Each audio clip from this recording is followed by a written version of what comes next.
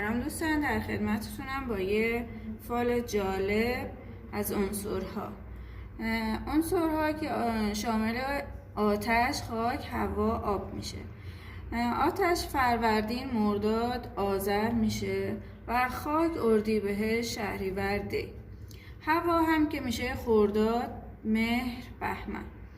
و عنصر آب میشه تیر، آبان، اسفند. ما الان ورق‌های تاروت رو براتون برد میزنیم و براتون از عنصر آتش، خاک، هوا میگیم.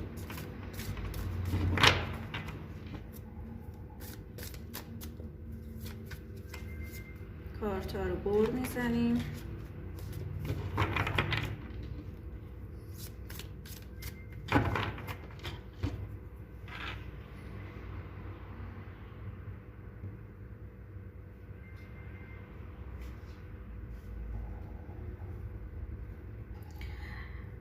عنصر آتش که فروردین، مرداد، آذر.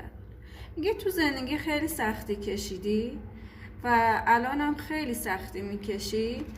نیتتون هرچی که هست هنوزم سختی های خودشو داره. و میریم سراغ عنصر خاکی ها.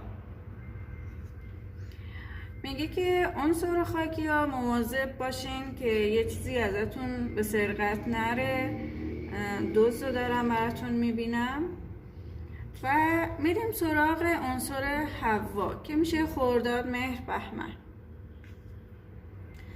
میگه که اگر نیتتون هر چیزی که هست براتون معجزه میشه و یه راه، حالا نیتتون کاری باز میشه، مالی باز معجزه میشه براتون، راهش براتون باز میشه که خیلی خوبه.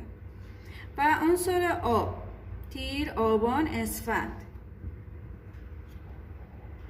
میگه که شما از قلمرو خودتون خیلی محافظت میکنین، میجنگین و خیلی حسود دارین تو زندگیتون و یه آدمی هستین که همیشه برای خانواده‌تون میجنگین.